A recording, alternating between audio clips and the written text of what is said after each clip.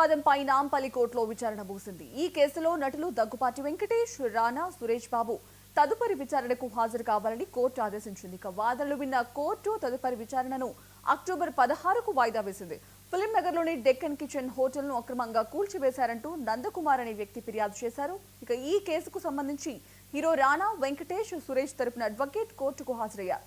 ఈ సందర్భంగా తదుపరి విచారణకు ముగ్గురు హాజరు కావాల్సిందిగా కోర్టు ఆదేశించింది.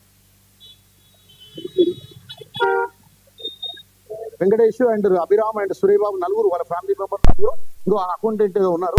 వాళ్ళందరూ రావాలని చెప్పి ఆదేశించింది. ఇది ఇప్పుడు 2022 నవంబర్ నా హోటల్ ధ్వంసం చేసిరండి. చేసిన తర్వాత 23 జనవరిలో నేను కేసు ఫైల్ చేశాను. వీళ్ళ మీద నా కేసు ఫైల్ చేసిన తర్వాత కూడా మరణ నా హోటల్ మొత్తం అంటే అక్కడ ఎటువంటి స్ట్రక్చర్ లేకుండా కంప్లీట్గా డిస్మెంటల్ జరిగింది.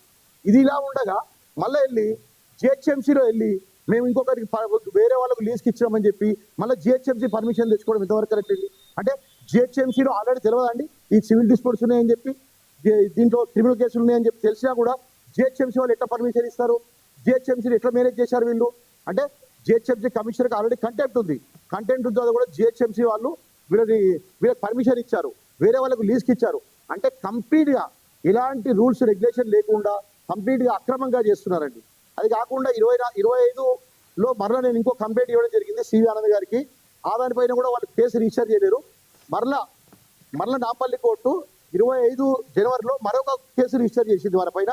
ఎందుకు మొత్తం డిస్మెంటల్ చేశారనే దాని మీద ఒక కేసు రిజిస్టర్ చేసింది. అందులో భాగంగా ఇంతవరకు ఫిల్మ్నార్ పిఎస్లో ఎలాంటి విచారణ లేదండి. అక్కడ కూడా మరలా జరిగి 9 నెలలు జరుగుతుంది. 9 నెలల సంది ఎలాంటి విచారణ ఎలాంటి కూడా నోటీసులు ఇవ్వకుండా వాళ్ళు ఇంతవరకు విచారణ స్టార్ట్ చేయలేరు. వాళ్ళు విచారణ స్టార్ట్ చేసి తెలుసు కదండి.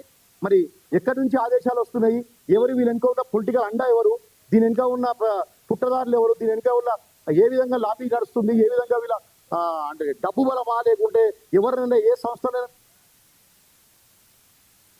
LRS క్లియరెన్స్ కోసం 4 లక్షల రూపాయల లంచం తీసుకుంటారు.